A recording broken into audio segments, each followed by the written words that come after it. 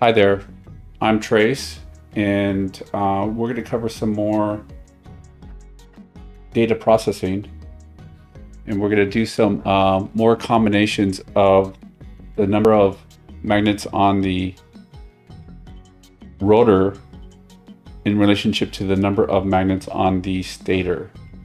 And so let's jump in. Let me adjust the screen here.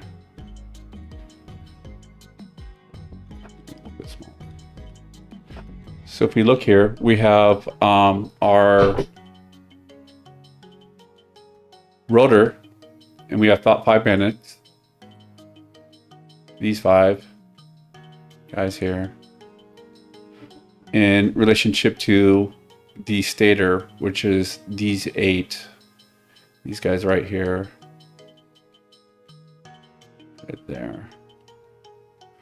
Now let's rotate this around so you have a idea of how they interact. So this would be the stator, excuse me, the rotor.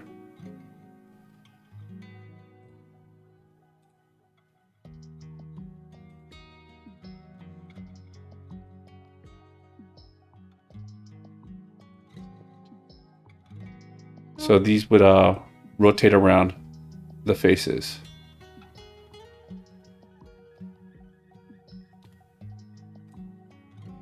Okay, and how these interact mathematically. Let's open up the math file or the math program.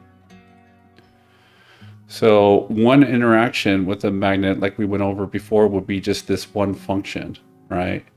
But now with this one revolution, we're going to have 8 interactions. So we have to change up the math model a bit to represent that. So let's go over that really quick. So if we're looking at this one function, I'm going to turn this off. Let's go to the next one. So we take the function 21, which is this guy, and we essentially change it up. So we take this bit, this portion, and then just phase shift it over and over and over again until we have a full revolution. So that one magnet going all the way around will represent that in one function. That would be this guy right here. So it's essentially the same function, but we're just phase shifting each one over. So this would take this function here, function 21, and phase shift it just a little bit over, and then do it again and again and again until we have a full revolution. All right, let's turn this one off too.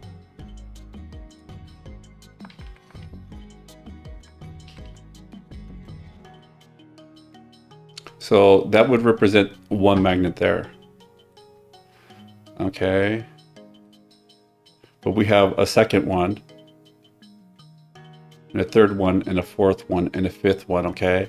So we would essentially take these functions, like I went over in the last video, and phase shift it over. So if we're going all the way around, or if we represent every magnet on the rotor, this is what this is going to look like. So all these functions together, right? But now look at this, we got some overlap. Now on the first video in the data processing, we didn't have this overlap. So let's zoom up a little. So, okay, let's take a look at the model really quick. So we're adding all these functions together. Well, we will add up all these functions together that will represent one full revolution of the rotor in relationship to the stator. So let's take a look at this. So that would represent all the interactions, okay? So if we were to zoom up on this,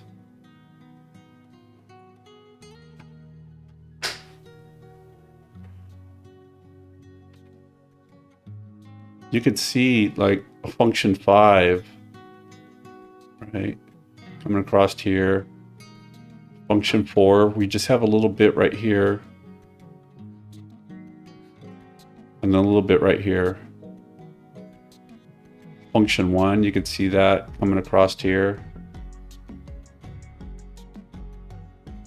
Now we're going to add these functions together, and what happens, it actually changes the shape. So let's take a look at that.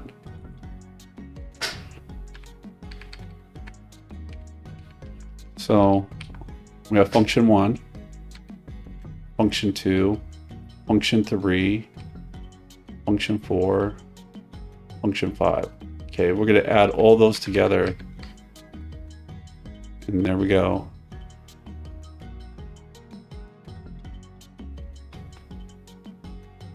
So it completely changes the shape of this. But now what's interesting, let's zoom out.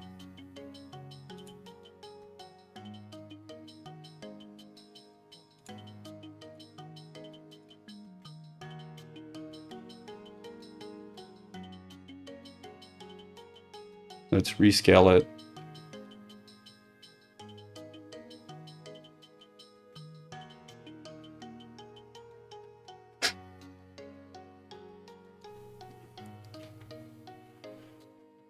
You can sort of see this graph 9, what it looks like when they're all added up together. Now, if we're to turn some of this stuff off, well, let me share with you this.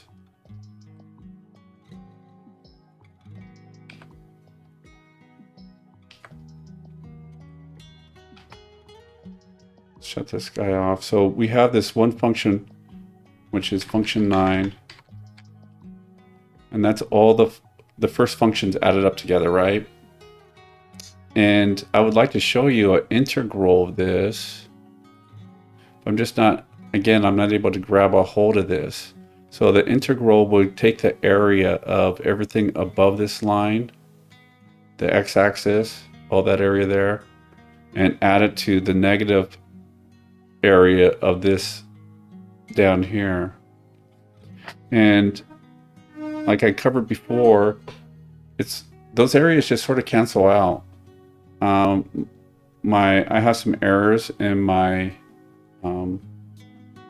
in this original function where there's some negative area, and let's cover that really quick.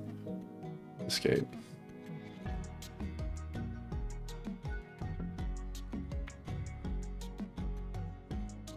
So if we go back to the original, this is the original function here, and I phase shifted it over slightly. So let's look at the one that's phase shifted. So it's this guy right here. So if we were to zoom in,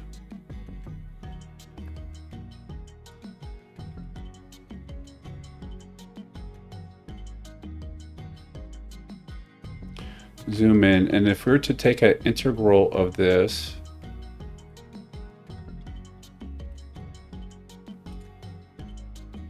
all right, we got a negative area here, and it's almost 0, but not quite. If we're to take an area here, control copy,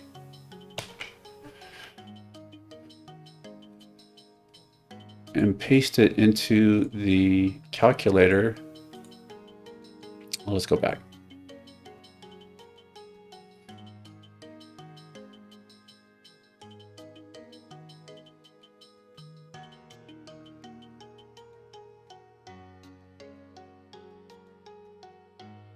I'm going to zoom out.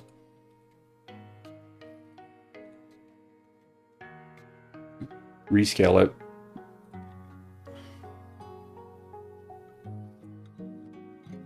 All right.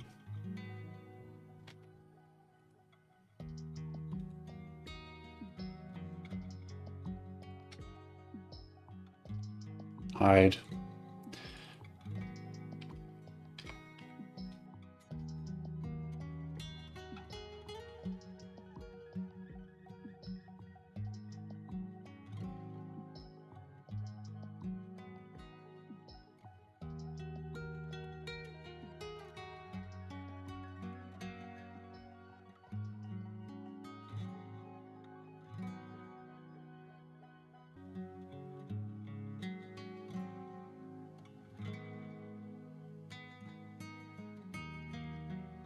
All right, but we have this integral of negative 0.000322, and that's the area, total area for this entire function here. But remember, we got a area for this one function that's just this one portion, our initial integral. And if we were to take a look at that, you see, we got 8 interactions, right? But on the very first one, we only have 1 interaction. So if we were to take this one interaction, right, and multiply it by 8 times 8, we got negative, so you can see, we got negative 0.000329. All right. And if we go back to our function here, we got negative 0.00032. It's essentially the same number, okay? But now, this is just one function, right? One magnet going around 360 degrees, so we have 8 interactions. But we got 5 we have 4 other magnets having interactions as well, which is, let's take a look again.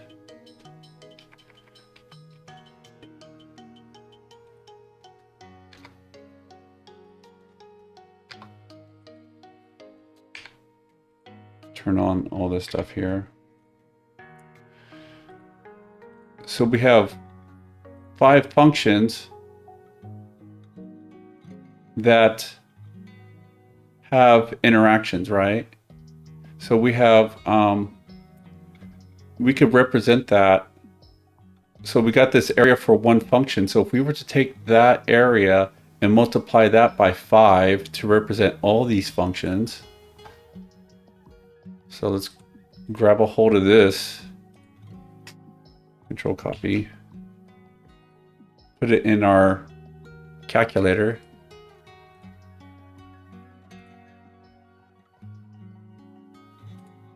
Times 5. So we got negative 0.001611, which is, that's just error stack up, and it should actually just be 0. So you guys, should know this stuff. Oh, wrong one. All right, so if we go back to our function here, and let's take a look at our final function.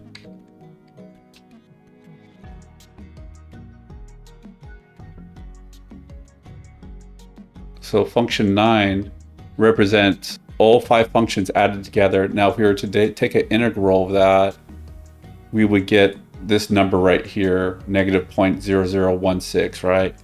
And but essentially it's 0, okay? Just keep that in mind. Let's shut this stuff off here.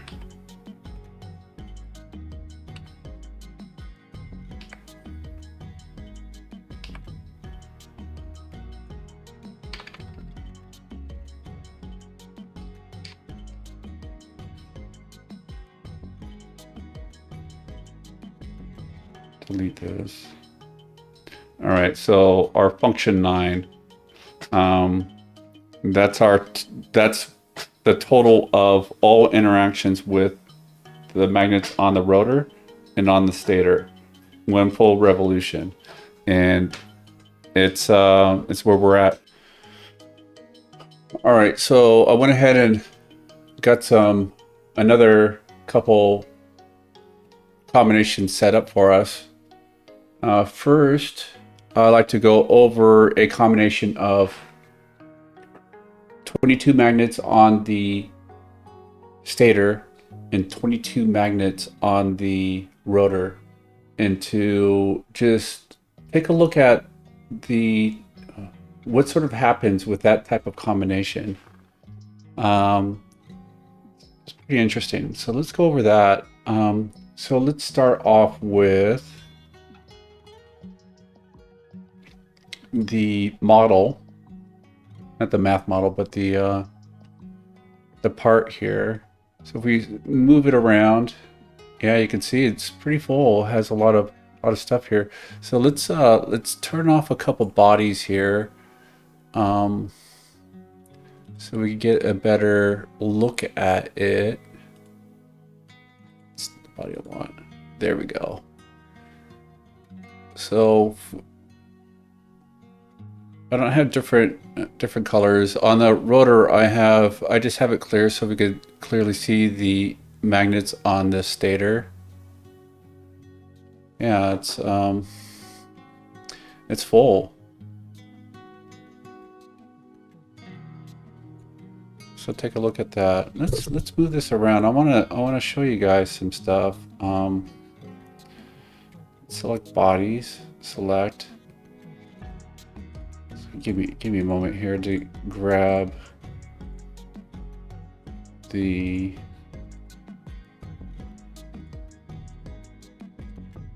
all these individual magnets here. I'm gonna have to turn this on here. Rotation, access. Turn off this body here. No, not that body. That body. All right, so take a look at this. Let's see if I could rotate this in such a way. Yeah, you can see how they match up, right? Like if I have it, see if I could get it right in the middle here. So you gotta realize that you got each of these magnets here, right? And as they're going through, there's going to be some resistance, right, going across, but every single magnet is going to be experiencing the same resistance at the same exact time, right?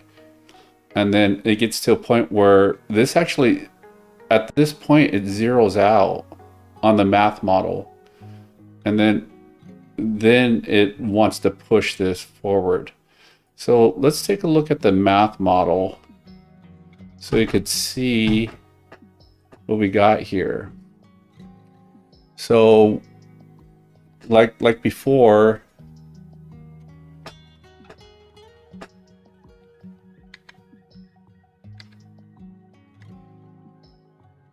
so I went with a sine wave because the original math model, it takes a lot of computational power, and my computer just can't handle it. It bogs down. It just almost stops.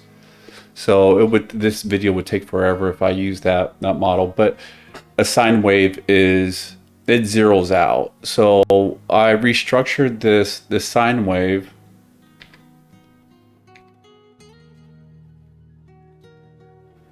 So it's just one little portion of the sine wave.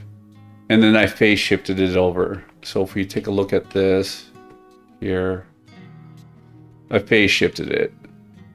So let me shut this one off. And let me zoom up really quick on this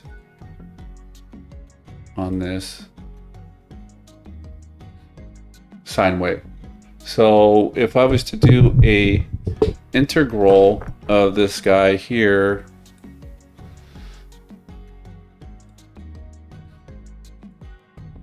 I mean, even an integral of the sine wave, I'm getting some negative, negative area. And, you know, like I've talked many times about, this should just be 0. Okay, so this area, this negative area plus the positive area, that's should be exactly the same area, so they cancel out. All right, so let's back it up a little bit. Turn this off. So I take this function, right, this sine 25, and, or excuse me, this function 25, this function 25, and I add it up into this piecewise function, and I take a portion of it, excuse me, start off with this portion here of, and I just phase shifted, and I only use just a little bit of that one function, and then I add it up, and we have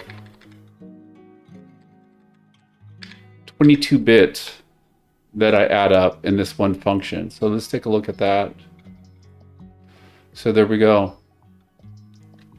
So that's what we're working with right there, and I could get a integral of this as well. Let's go right here to the way, all the way over here. Let's pull it. Come here. All right, so that's the integral. You know, now we have a positive 0.0000626262627282. But again, that should be 0. All right, let's delete this. Let's shut this off. So if we were to look at just one magnet going around one revolution, let's say one magnet on the rotor in relationship to the 22 magnets on the stator, this is what it would look like right here. All right, but now let's say we have the second magnet, right?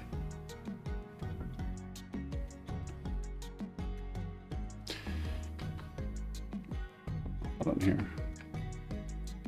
The first one, the second one, and then let's say the third magnet, right? But if you notice, they all look very similar. I mean, they're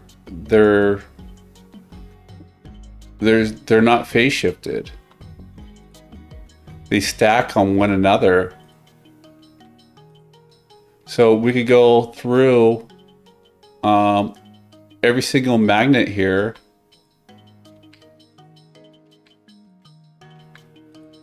We're on 11, 12, 13, 14. Oop. 16, 17, 19, 20, 21, 22. So if we're looking at this, I can just tab through this and you could see all the different functions here.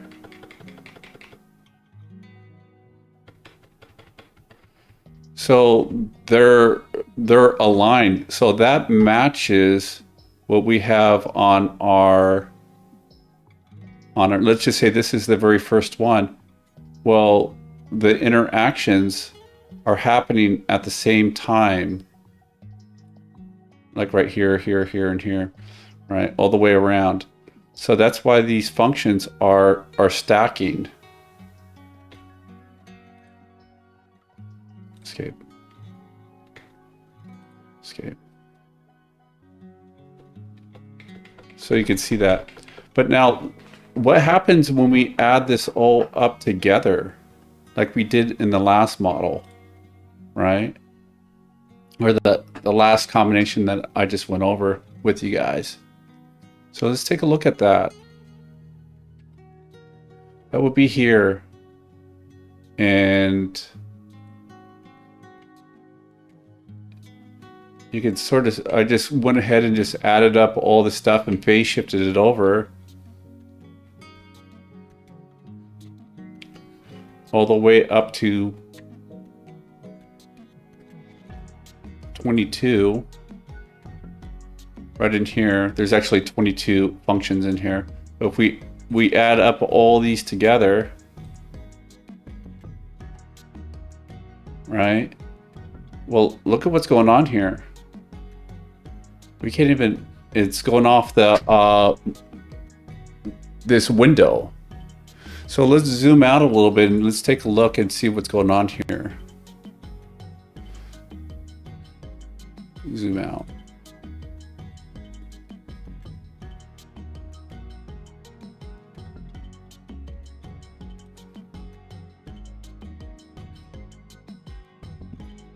Look at this.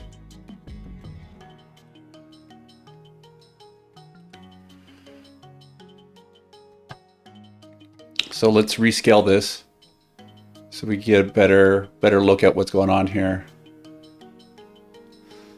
Let's try here to here.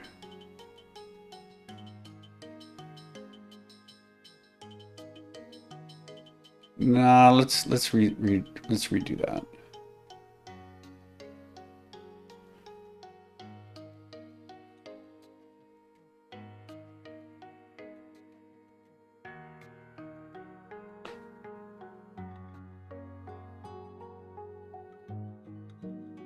There we go. Let me shift this over a little bit. So look at this here. Escape. Come on.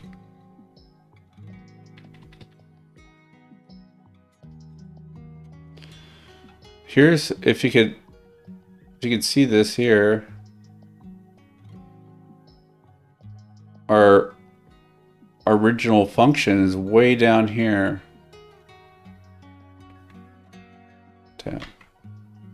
See that? Look at the distance here.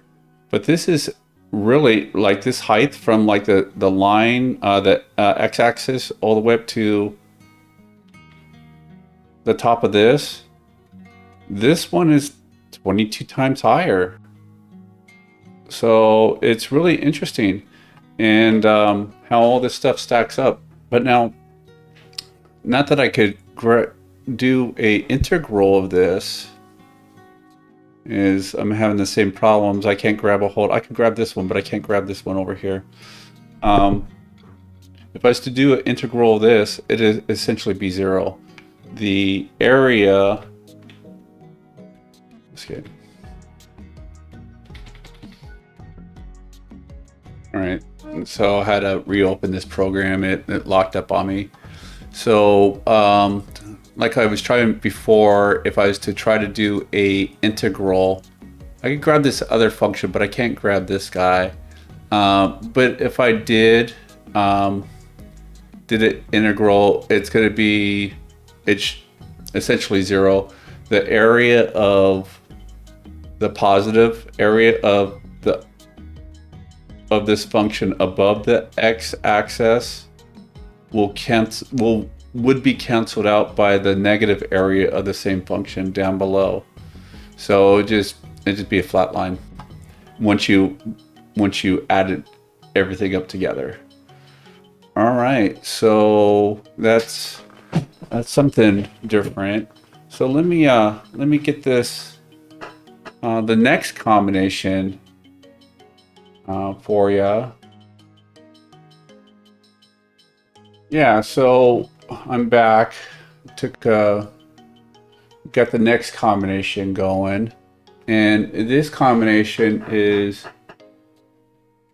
23 magnets on the stator and 22 magnets on the rotor, and how they sort of interact with one another. So if we take a look at the model here, right? We got 22 on the rotor and 23 on the stator, right? But now take a look at this. Top, rotate. Now if we were to rotate this, bodies, give me a moment here. Let me grab these guys and rotate this.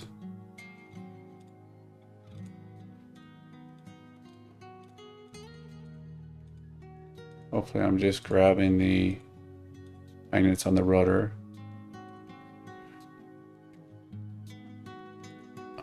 It needs a origin to pull from. All right, so let's rotate this a little bit. Let's look up here at the top. See if I could rotate this in such a way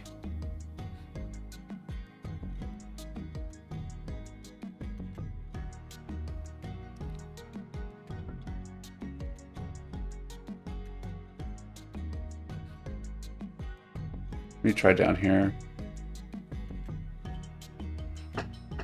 Let's go 10.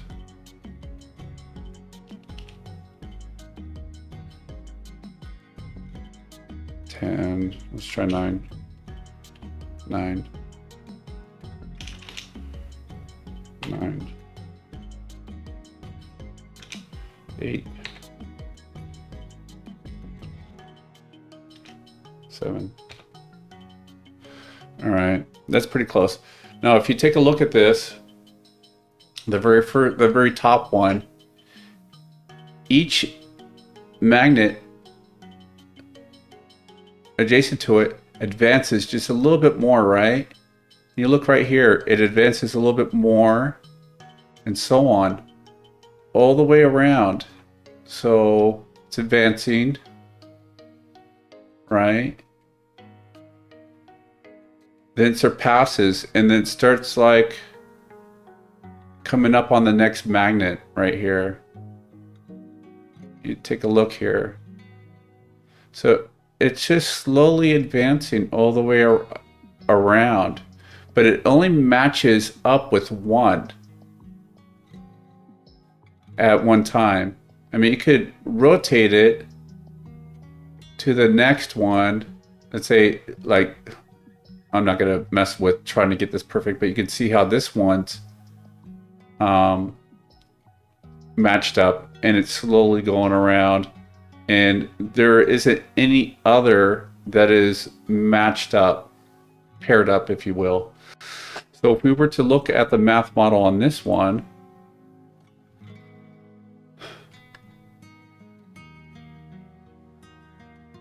you know, we started off with the sine wave function that I came up with, because it's just the computational power is just far less than used in my original function. But if we were to take that, and so we have 23 interactions. So one magnet on the rotor going around one revolution, it has the 23 interactions.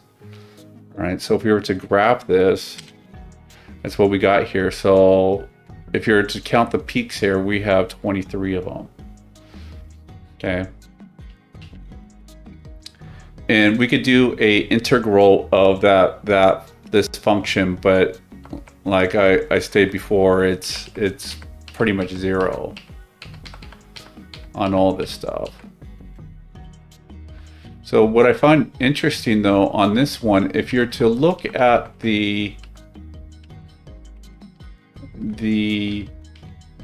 relationship from the first function to the second one and third one and so on, you can clearly see that, like, here's the very first function of 23, and you can't quite see it yet, but this is offset slightly, right? And so on. So if we're to go through all 23, it's gonna be 22 functions. That would be 22 magnets on the rotor. in relationship to the 23 on the stator. So you can see this is they're slightly offset all the way around.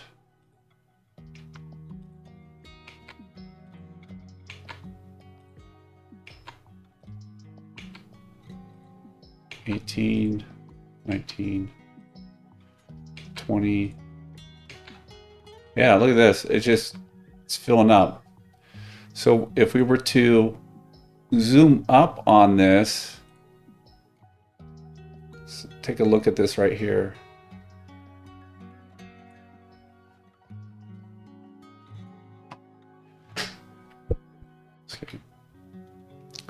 Yeah, you can see the peaks here. They're almost, they're equal space, but they're just offset, right? All the way around. So, and that's pretty much it. I mean, all the way, the entire rotation, you have the same sort of interaction where all these are crossing. Now, remember the last one where they were in sync with one another, with the combination 22-22, 22 on the rotor, 22 on the stator. Their functions were synced with one another, and when you added up all those interactions, you had this addition of all the functions, and they just slowly grew to this huge interaction. So let's take a look at what happens when we try to add up all these functions together. That would be this function here. So look at this. That's it. I mean, that wouldn't actually be the shape. I think this is asking a lot of this program. Yeah, I find this interesting right here, how all these functions added together just sort of like cancel out. You get nothing. And if you were to do an integral of this this final function right here, it essentially just cancel out. It'd be zero. But you know, just one magnet difference.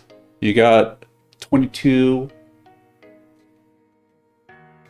magnets on the rotor, 22 magnets on the stator, and you have this gigantic function, and you add one magnet to the stator, and it essentially just, you know, completely changes the final function. But the end result is essentially the same. But let's zoom out.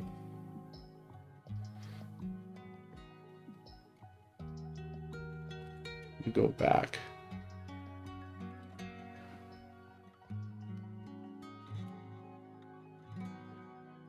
All right. So if I was to shut off all these functions here,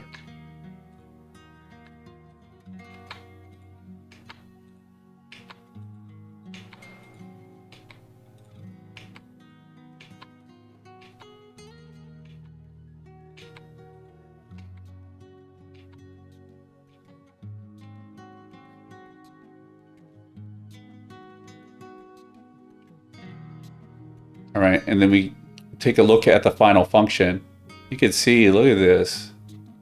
It just goes to practically nothing. All right.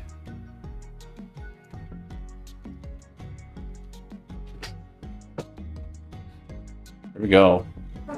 So I think that's the few combinations I like to cover with you guys. There's so many more that I've came up with.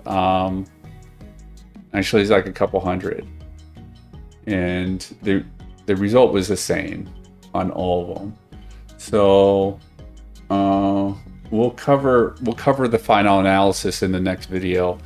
But I hope you guys found this interesting. Until then, I'll see you in the next video. The next video is going to be my final analysis. So until then, peace.